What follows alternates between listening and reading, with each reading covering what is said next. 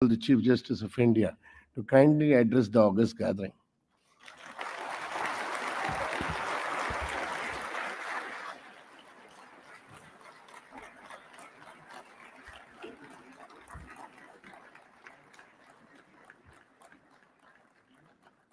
A very good evening to everyone here this evening. Honorable Chief Justice of India designate, my very dear brother and friend Justice Sanjeev Khanna,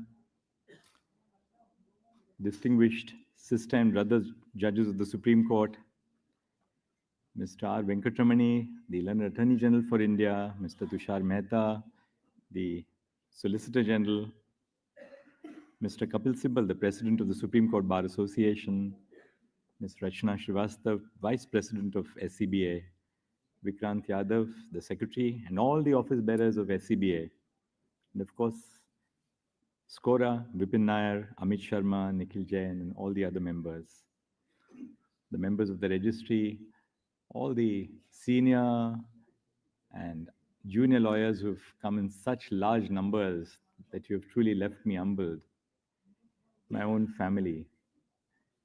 But last not the least, all the former judges, both of the Supreme Court, I can see Indiradi in the audience, of the Allahabad High Court who have come here. My dear friend Pradeep Baghel is here in the audience. Thank you so much for such a great honor. What more can I expect from life?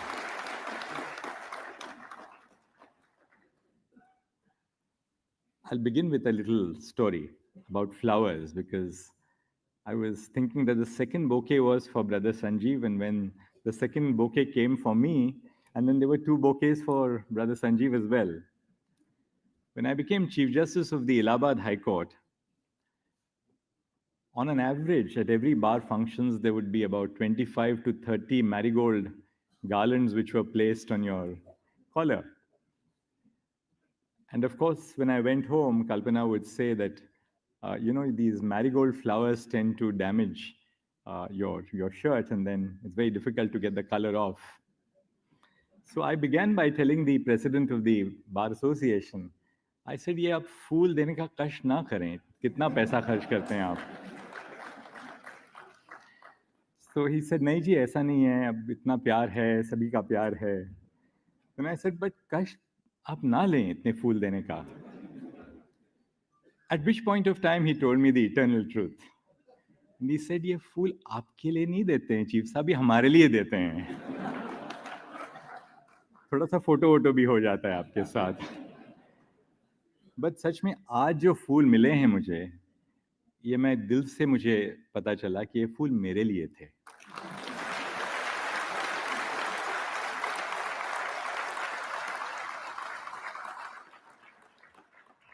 क्योंकि दिल की बातें जो छुपाई नहीं जा सकती. Well, it's a moment today of Thanksgiving. It's a little bit of time for looking back in time. But before that, I would like to thank from the bottom of my heart the Supreme Court Bar Association for organizing this event and for all the beautiful words which have been said by each one of the speakers who preceded me. Brother Sanjeev Khanna, I'm really touched to the core by what you've said. Thank you so much, Rachna. Thank you, Kapilji, for these beautiful words in the poem. Thank you so much, AG. And thank you, really, all of you, for giving me this great honor together with my family. I don't want to be very long, but it's obviously a time when I must acknowledge those who have played a very critical role in my life. And who more, or who better, to begin with than my own mother. I was a sick child. I was prone to falling sick. My mother must have spent night after night keeping awake to ensure that I get well. And I still remember a little saying or a shloka, whatever you can call it, that she would say, which I was thinking of over the last few days.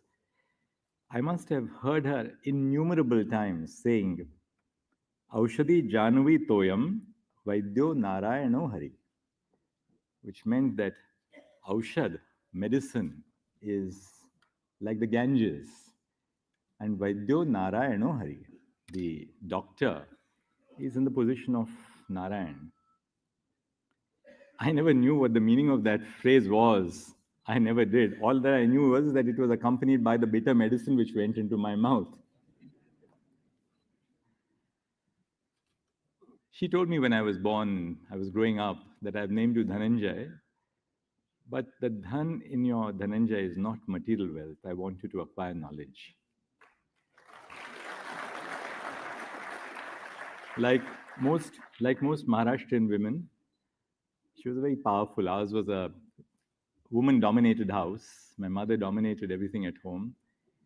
And I think women from Oriya are in the same pattern. So my lovely spouse, Kalpana, calls all the shots at home, but never messes around with the judgments. We had a household help when I was young. Her name was Bhimabai Bhanu Ghamat. She came from rural Maharashtra, coastal Maharashtra. She was engaged because my mother had contracted typhoid, and she was engaged to be with my mother to give a nursing care for her. And when I was born, I was a late-born child, but not fondled. I was disciplined, but not overly disciplined. I was allowed to live my own childhood without really compelling me to live the dream of my parents. They never tried to live their dreams through me. But Bhimabai Bhanu Ghamat was completely illiterate. In fact, she learned how to write her name when she joined our family, our household. I was so sick, but she really nurtured me. And she taught me so much about life beyond the urban area that I was born into. From her, I realized the truth about our rural households, rural Maharashtra. Most importantly, she made sure that though my father had become a judge just about a year after I was born, that I associated with people, with young friends who belonged to the margins of our society. My best friend always wore 2 pairs of shorts. And the reason why he wore 2 pairs of shorts was not because he had too many, but because he wanted to hide the holes in his shorts. Years later, I read a judgment of the Supreme Court. Actually, it was penned by my father about this person who was sentenced to death. And everybody who gave evidence in that case said that he was such a despicable man. He would wear shorts with many holes. But I remembered that story when I was reading that judgment. In so many which ways, it reflected the true character of India, at least when I was growing up. But I learned so much from her, and there's rarely a day of my life when I think both my sister and I don't remember her. I'll say just a few words about my father, who was a mentor, a good friend, a dear friend to me. He taught at the Government Law College, and so many of the great doyens of the bar, Fali Nariman, Soli Sorabji, Anil Diwan, Ashok Desai, all of them were his students. He was very disciplined, but he didn't discipline us as children. He thought that we should learn the ideals of discipline looking at the way he led a disciplined life. 2 things which I'd like to share with you, otherwise I can go on forever about a parent, as all of us can. He bought this small flat in Pune. And I asked him, why on earth are you buying a flat in Pune? When are you going to go and stay there? He told me one thing. He said, I know I'm never going to stay there. But he said, I'm not sure how long I will be with you. But do one thing. Keep this flat until the last day of your tenure as a judge. And I said, why is that? So he says, if you feel that your moral integrity or your intellectual integrity is ever compromised, I want you to know that you have a roof over your head. Never allow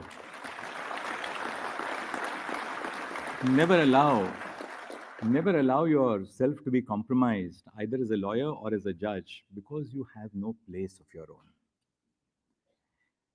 When I was young and I was growing up and I was in Delhi University, everyone you had to do a subsidiary subject. And all my friends were taking either philosophy, most of them were taking philosophy, which was a subject where you read for one evening and passed. You had to only pass.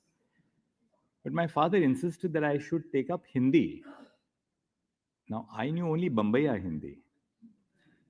But he insisted that I took Hindi, and it was a difficult call. But in the course of learning Hindi in college, I came across Mahadevi Verma, Jaishankar Tripathi, Nirala, Ramdhari Singh Dinkar, and so many. Munshi Premchand, Gaban, I must have read at least a dozen times. Just I read Cry the Beloved Country by Alan Paton later, which really inspired me. So he inspired me to do Hindi. Almost 30 years later, when I was to go to the Allahabad High Court, I realized how important it was, because very often the advocacy in English would end with, "Please, Your Lordship." And then lawyers would accept me so much better because they realized the frailties of my tongue, of my language. But they felt that I had reached out to them in a language which was close to their heart. And that's one of the lessons which I learned of trying to reach out to people in areas which make a difference to their lives. So the last 24 years of being a judge have been filled with challenges, they've been filled with triumphs, they have been filled with personal tragedies, they've been filled with unlimited personal happiness. But as a judge, what is it that really makes you tick? I'll just tell you a few incidents which have really made me tick in the last so many months. Yes, you write judgments which make a difference to the nation. You write important judgments on constitutional law. And we've got this complexity of law before us now. The Insolvency and Bankruptcy Code, the Electricity Act, the Competition Act. You just name it and you have new and complex areas of law coming up before us. But truly, what makes us tick as judges is the impact which we have on the lives of common citizens. Just yesterday, last week, Brother Pardiwala, Brother Mishra, and I had passed an order allowing for 2 visually challenged candidates to appear at the interview of the Rajasthan Judicial Service Examination. They were ousted on the ground that they were disabled and they didn't meet the benchmark disability requirement. After they appeared for the interview, we were told that they have qualified and they are in the select list. That's what makes us tick.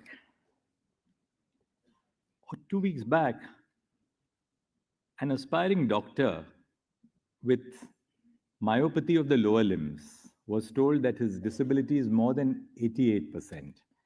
And therefore, he was told that he cannot become a doctor. But he had scored so well in the NEET undergraduate examination. 2 medical boards said that he is not worthy of becoming a doctor because his disability is very high, but his mind was brilliant. We got him examined by a 3rd medical board and then passed an interim order that that student must be enrolled to the MBBS this year. And I'm sure that the student will do well. Or what about the student from the IIT Mumbai who was admitted to the IIT Mumbai, a child of a daily wager who was not able to gain admission for the reason that the fee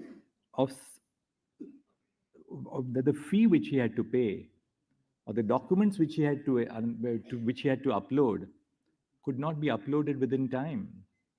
We said that he must be given admission. Or a Dalit student who was admitted to the IIT Dhanbad but couldn't conjure up 17,500 rupees to gain admission to IIT Dhanbad.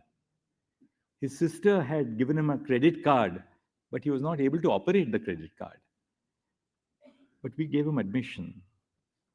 What about, we are talking about now, I don't know their names, but I'll give you one more name which all of you know, about Sara Suni, one of the members of your bar, who is both, she suffers from a hearing and a speech impairment, but who needed a sign language interpreter. And we gave her a sign language interpreter. So these are really things where you realize that a judge makes truly a difference to the lives of people. When you become a judge, the first thing that you come face to face with are your own fears, because as lawyers, we can decide what cases to accept and what cases not to accept. Of course, occasionally judges can recuse, but you can't recuse every evening. As a lawyer can say that, well, I'm busy in a part heard before another bench. You have to take up everything which is dished out into your daily work under the roster prepared by the Chief Justice. And I was confronted with my own fears because I was predominantly a public lawyer, a public law lawyer. And then suddenly I was catapulted into a situation where my first sitting after 11 years as a judge on the division bench was to head the tax bench. I'd done a little bit of tax work when I was Additional Solicitor General of India between 1998 and 2000. But there I was trying to confront my own fears. How am I going to handle a tax bench, learning how to head a division bench for the first time? Or to head the commercial court, to deal, we didn't have commercial courts, but these were what we call the motions court. I had no clue about how to deal with commercial work. But that's when you learn to be humble, because you learn the limits of your own knowledge as a judge and how vast knowledge is. And you realize the importance of the bar in educating you. If we just step back and allow a little bit more time to the member of the bar who's arguing before you, you realize the importance of being patient, because you realize the limits of your own knowledge and the enrichment which you receive as a judge by just allowing different people speak. It may appear to be utterly irrelevant, but in that irrelevance, sometimes you realize that there is some human story which is unfolding before you. As Chief Justice of the Bombay High Court, I learned a great deal from judges from the service judiciary, from the district judiciary who came to the High Court. You know, there is a divide in the High Courts between bar judges and service judges. The bar judges are always regarded as, you know, a cut above everybody else. They go on foreign holidays, which district judges who have come to the High Court cannot do. They have the kind of apparel which district judges do not wear. But I learned from my colleagues who are drawn from the district judiciary what a wealth of experience they had about the law actually in motion, because they had come face to face. They had come face to face with trial actions. They had an understanding about witnesses. They had understanding about what our society is about. Because as you go higher and higher into the judiciary, you become separated from and isolated from the real strata of society for whom you are intended to do justice. And I learned so much from, you know, our colleagues who are drawn from the district judiciary. Many of them worked as registrar vigilance or registrar legal or different wings of the High Court, and then came to the High Court. And to them, I have a great debt of gratitude. As Chief Justice of the Allahabad High Court, when I was appointed to the Allahabad High Court, before I was appointed, I was congratulated because I was told that I was becoming Chief Justice of the Delhi High Court. But then this was just my beginning of my insight into the working of the Collegium. For some reason, that Delhi High Court appointment never came through, for good or bad or indifferent reasons. Then I was told I was going as Chief Justice to the Madhya Pradesh High Court. And I was delighted because I told Kalpana that we'll be able to travel and see some of the good sites in Madhya Pradesh, and our relatives will be able to see a lot of Madhya Pradesh. But that didn't come true. So we were traveling one evening from our home for an evening out in Mumbai, when I got the call from Justice R.M. Lodha, and he said, we are sending you to Allahabad High Court as a Chief Justice. And when I told my wife that I'm going to the Allahabad High Court as a Chief Justice, there was a long silence in the rest of the journey. We ate our meal in absolute silence. But then I came back home and wrote a letter to the Chief Justice of India saying that I am accepting this appointment and I'll be delighted to go to the Allahabad High Court. But that experience in Allahabad changed me forever. It changed my life forever.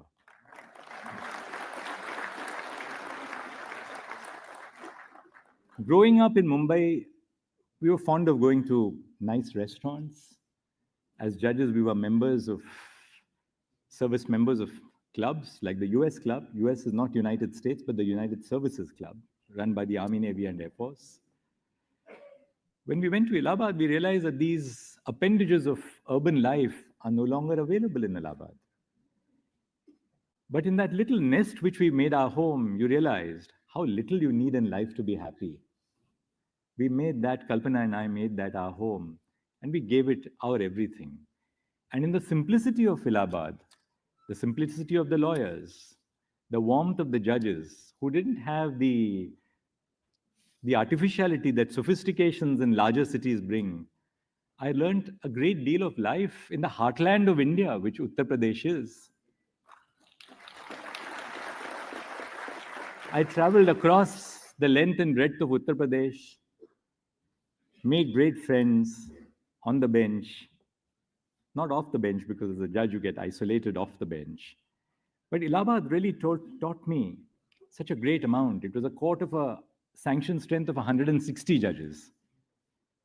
When Chief Justice Thakur came for the sesquicentennial of the Allahabad High Court, and I introduced him to about 117 judges, which was my complement of judges at that time, he said, Chief Justice, you have just proved me wrong.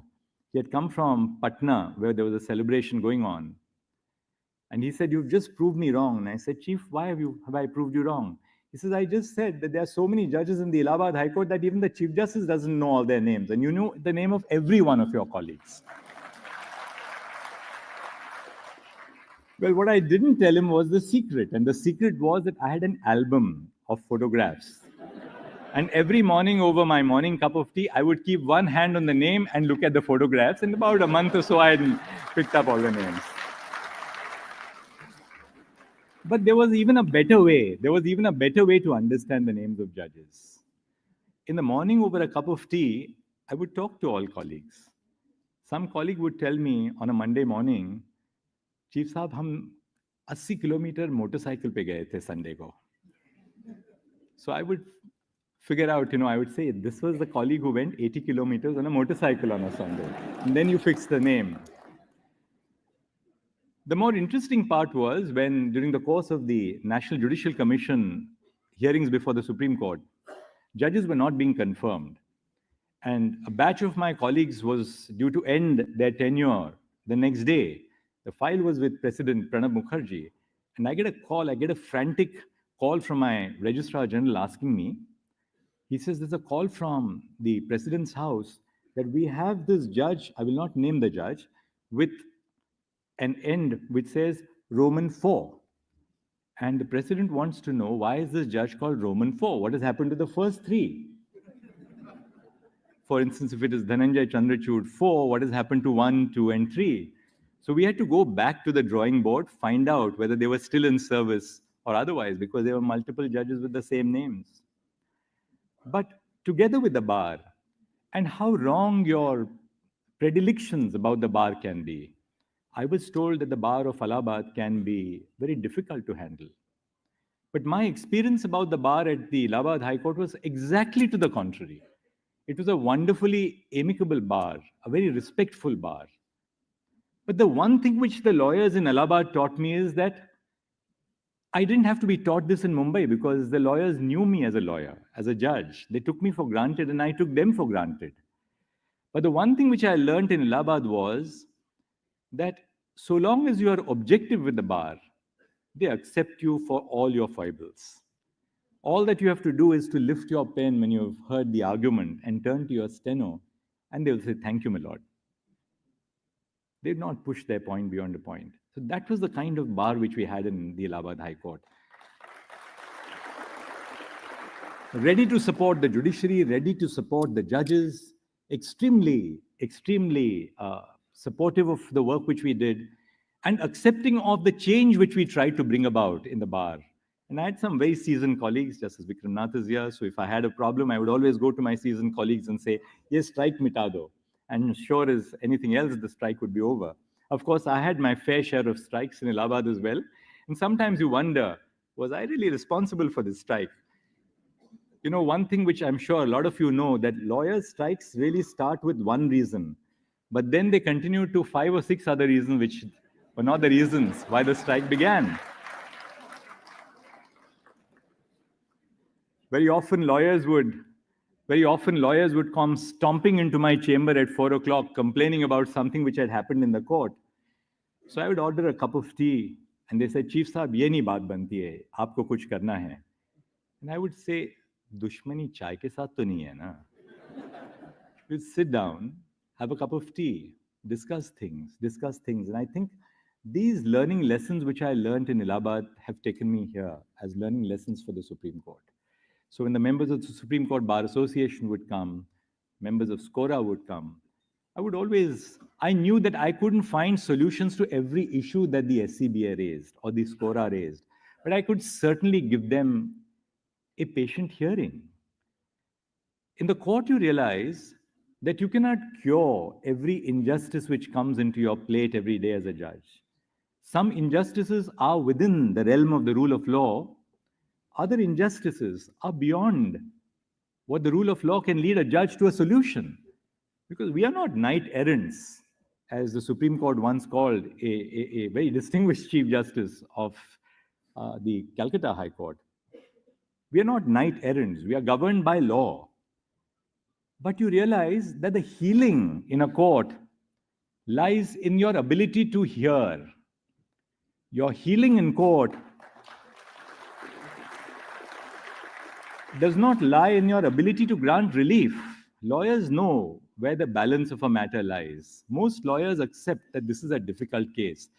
If they succeed, they're happy because probably the judge blinked a little bit or hadn't read the brief as well as the judge should have. But these are some of the learning lessons of life which I have learned. But there's so much that we have learned from the bar. As a young lawyer, I began my practice in the Supreme Court, but then I went back to Mumbai. It was difficult going from the Supreme Court to Mumbai because in the Supreme Court, you heard some of the most seminal constitutional cases every afternoon on a Tuesday, Wednesday, and Thursday. When I went to Mumbai, my first brief was to mention a case before Justice Sujata Manohar. I asked the solicitor who had given me the brief on how much are you supposed to mark for mentioning a case before the judge. So he said, you mark, it's your first docket. So I said, but tell me, how much do I mark for this docket? He says, well, normally you mark 5 guineas for mentioning a matter, but since this is your first brief, I'll give you 6 guineas. Now, 5 guineas means 15 times 5, which is 75 rupees. I was allowed to mark 96 rupees, which I never really got. The Supreme Court was a completely different ballgame. I remember sitting in the court in the afternoons, hearing brilliance, absolute brilliance, whether it was Fali Nariman, Soli Sorabji. I remember Attorney General K. Parasaran arguing for 2 hours in the afternoon with nothing but the bare text of the Constitution in his hand. He was arguing an issue of legislative competence in the 7th schedule. Absolutely not a scrap of paper, no case, no precedent, just sheer brilliance on the bare text of the Constitution. And that's where we learned, whether it was Mr. R.K. Garg, the redoubtable R.K. Garg. Unfortunately, we lost to an accident. He argued the bearer bonds case, whether it was Ashok Desai, Anil Diwan, my own senior, Mr. Temten Andharujana, who a member of the bar said was ramrod straight. For him, nothing but the pursuit of justice justified his existence. When I went to Goa with Mr. Andharujana would never stay in a fancy 5-star hotel like many other seniors of his ilk did. We always stayed at the very modest Mandovi across from the High Court because he felt that we are not going to charge the client overly for the appearance. But I learned a great deal of life's lessons from Temten, as we called him, On the very first day that I entered his chamber, I said, "Good morning, sir." And Tempton looked at me and said, "There are no sirs in this chamber. You better learn to call me by my first name." So this relationship was a relationship of calling each other by our first names, but obviously a relationship of great respect, of affection, of love. So these are some of the experiences of my life which have changed me and made me the way I am. I just wanted to tell you that some of the changes we have made are in pursuance of my strong belief that sunlight is the best disinfectant. I know in so many which ways I've exposed my own personal life to public knowledge. And when you expose your own life to public knowledge, you expose yourself to criticism, particularly in today's age of social media. But so be it. My shoulders are broad enough to accept all the criticism that we have faced. The bar has responded with tremendous support in all the initiatives which we have taken. My colleagues have responded with tremendous support in all the initiatives which we have taken towards making our courts paperless. The Chief Justice can shout from the rooftops, but if the lawyers don't support the chief and the colleagues don't support the chief, nothing can happen. I found when I became a judge of the Supreme Court that this was a Chief Justice-centric court. In the High Courts, it's completely different. The High Court works through committees. The Supreme Court is a Chief Justice-centric court. The registry looks to one person, the Chief Justice. I thought that had to change. I experimented with constituting committees, and my experience was remarkable. The kind of support which I got, whether it was in terms of translation of Supreme Court English judgments into regional languages, whether it was in terms of the work of the NCMS committee on the attempt to reduce arrears, whether it was for designating senior counsel, whether it was for changing the rules or the categorization of cases. The categorization of cases had not been changed since probably 1997. Our colleagues sat through evenings on an end and changed the categorization. I'm not naming all of them because obviously I don't want to embarrass them.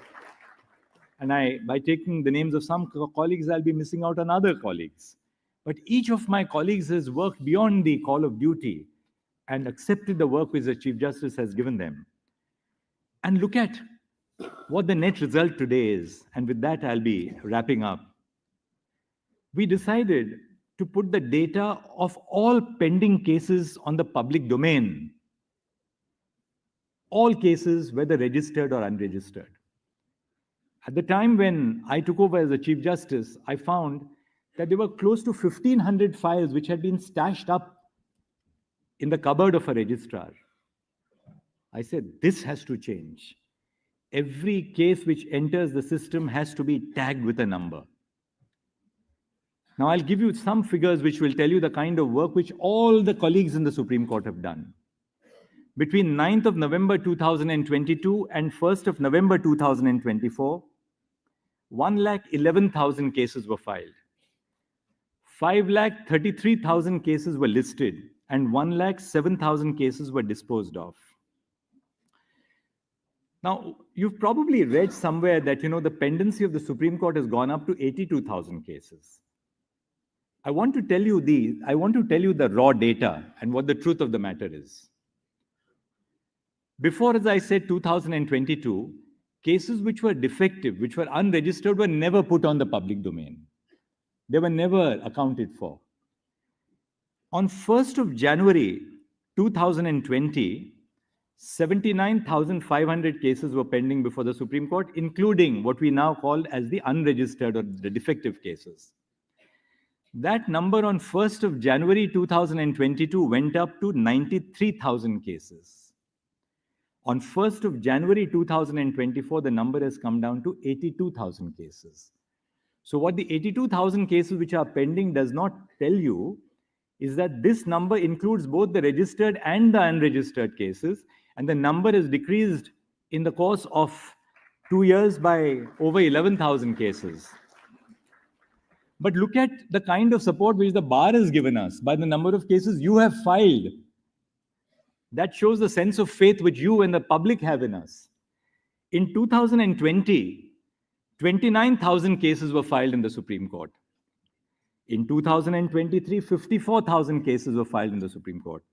In 2024, I've taken the figures as of the beginning of this month and extrapolated them to the end of the year. About 60,000 cases will be filed in the Supreme Court. So the filing has doubled in the course of 2 years before the Supreme Court, from 29 to 60,000 cases. My colleagues, 28,682 regular cases were pending in November 2022. Today, 22,000 regular cases are pending. Why? Because on Wednesdays and Thursdays, every bench of the Supreme Court has put their heads down and disposed of old cases, with your support as a bar. If you asked for adjournments, what would a judge do? But you argued those cases. 21,000 bail cases have been filed over this period of 2 years. 21,358 bail cases have been disposed of by my colleagues. Last but not the least, I owe an eternal debt of gratitude to my Collegium for the way we have worked. To Brother Justice Sanjeev Khanna, to Brother Justice Bhushan Gavai, Brother Justice Suryakant, and Brother Justice Rishikesh Roy. We sat through the Collegium, sometimes making tough choices, tough decisions. As Mr. Sibal said, you cannot always assure that a human decision is correct. It at least must be reasoned, it must be spoken to, it must be a decision which is deliberated upon. We never had a difference of opinion. We never left a meeting with a sense of rancor. All meetings were conducted with a huge sense of humor, with a smile, and some snacks which were thrown in by me as well for good measure. But the important part is that we never lost sight of the fact that we are not here with personal agendas at work. We are here to subserve the interests of the institution. And in subserving the interests of the institution, it is that we have really, in that sense, been able to scale many, many heights. I won't give you all the data on the Collegium. Last, may I only say this. I'm sure all of you are aware of the amount that I have received my share of trolling. I'm probably one of the most trolled individuals and judges across the system. I will only say with a shairi, and the shairi is, मुखालिफ से मेरी शख्सियत संवरती है, मुखालिफ से मेरी शख्सियत संवरती है, मैं दुश्मनों का बड़ा एहतिराम करता हूं.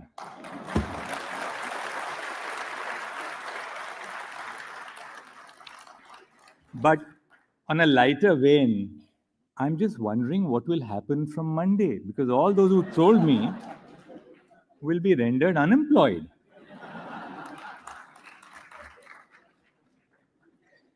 Last but not the least, that's the last but not the least, a word for the family. A word for my lovely children, Abhinav and Chintan. I keep on telling them that, look, I hardly get to see you. Why don't you come to Delhi? At least come here and argue your cases in the Supreme Court. I'll at least see you once in a month. And they said to me, Dad, we'll do that after. Why should we bring disrepute to your name and our name by coming here when you are a judge? I'm truly blessed. I'm truly blessed to have children who have that ethos. To our little Priyanka and Mahi, who have taught me that there's so much more to life than what we read in the dry pages of newspapers and our briefs, who really, in that sense, shone the light on what disability really means and how you can aspire to live a dignified life, and your sense of intuition is as important or better than the intuition of any individual. To my sister, Nima and Dilip, and my brother-in-law Dilip, who have come all the way from the US to be here, they're amazing people. They have helped me to stretch the boundaries of my own capabilities by pushing me to do much more than I could have possibly achieved. And not finally, but most importantly, my own spouse, Kalpana. She is a great friend. What can I say? A great friend, my bestest friend, a staunch supporter, a fierce protector, sometimes a critic, but I know always without a reason of bias against me in mind, but a staunch protector and great friend to me. She's a person with values. She thinks about issues and believes greatly in issues. Our little Priyanka and Mahi, in particular, Mahi was responsible for my turning vegan. Kalpana turned vegan, and then I turned vegan after her. It's a quest about leading a cruelty-free lifestyle. And Kalpana always reminds me that veganism is not just about being vegan in food, but about being vegan in lifestyle. There's so much that I learn every day from Kalpana. She has instead, in that sense, been a solid source of strength and support to me. When we got married in 2008, Kalpana had extracted one promise from me. She said that I'll not wear any jewelry except that the wedding ring that you give me. She is truly that kind of a woman of character, a woman of strength. Today, as I'm talking to you about all the memories that I've gained in the last 24 years as a judge, I suddenly feel 65 years of age today.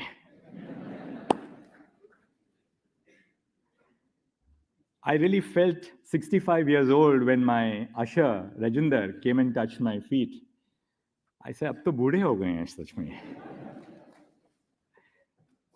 My brilliant staff in the court, my court master Sanjay, Gulshan, Chetan, Saroj, my brilliant staff at home, who would Chetan, Anju, Manish, people who would Afzal, my redoubtable stenographer from Allahabad, who would wait till 11 o'clock in the night telling me, I would tell him, please go home. And Afzal would say, sir, I'm just comparing what you have written with whether the judgments actually say that. That's the kind of staff that I have had. The registry of the Supreme Court has been a source of enormous strength. I got into the registry, district judges who represent the diversity of India, whether it was a person from Jharkhand, somebody from Kerala, somebody from Tamil Nadu, Maharashtra, Madhya Pradesh, Himachal Pradesh, Punjab and Haryana, Assam, Orissa. You just name the state and we gave that registry a sense of diversity in terms of inclusion as well. And I've learned so much from my registrars in the Supreme Court. They have worked beyond the call of duty. As the famous quote goes, when our memories outweigh our dreams, we have grown old. I hope I continue dreaming about the smaller things in life from now. Every person who has had a leadership role in an institution tends to feel, after me what? The deluge. And how untrue it is. There's never a deluge. Institutions are resilient and they continue. But I leave the institution of the Supreme Court in the confidence and the steadfast confidence, after having worked with Brother Sanjeev for such a long time, that this court is in solid, stable, and erudite hands of a very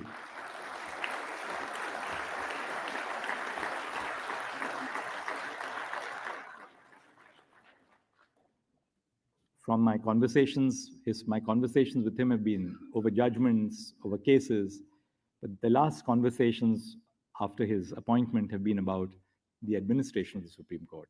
And sharing his ideas with me and learning about his ideas, I know that the Supreme Court has a bright future ahead. And for all my colleagues on the bench who have given me unstinted support and affection, thank you very much.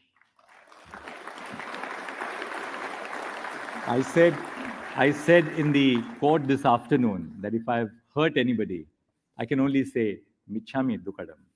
Thank you.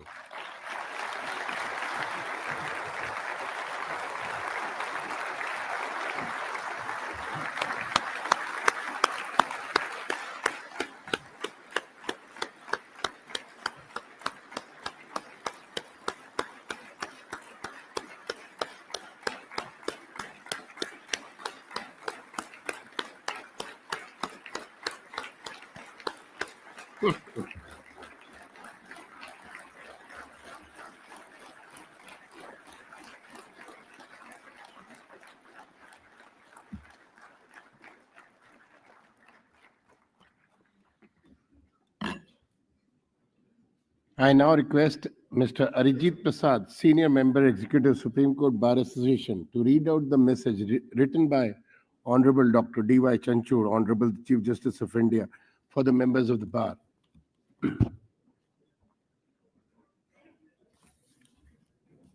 Namaskar, distinguished guests, friends and colleagues. It's my privilege and honor to read out the message of His Lordships, the Honorable Chief Justice. I quote, "The institution of courts belongs to the litigants and the bar. The judges, only momentarily holders of trust when they come to this institution. The bar is the conscience keeper of the court. The quality and success of the bar translates to the success of the courts as an institution. There are no words which measure up to the invaluable contribution that the bar has made in ensuring that the Supreme Court of India is the most powerful constitution court all over the world.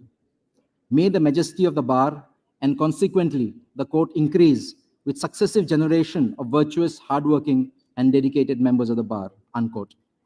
I assure His Lordships, with his rich legacy and inspiration, the members of the bar would strive to uphold his expectations and uphold the majesty of the Constitution and the institution.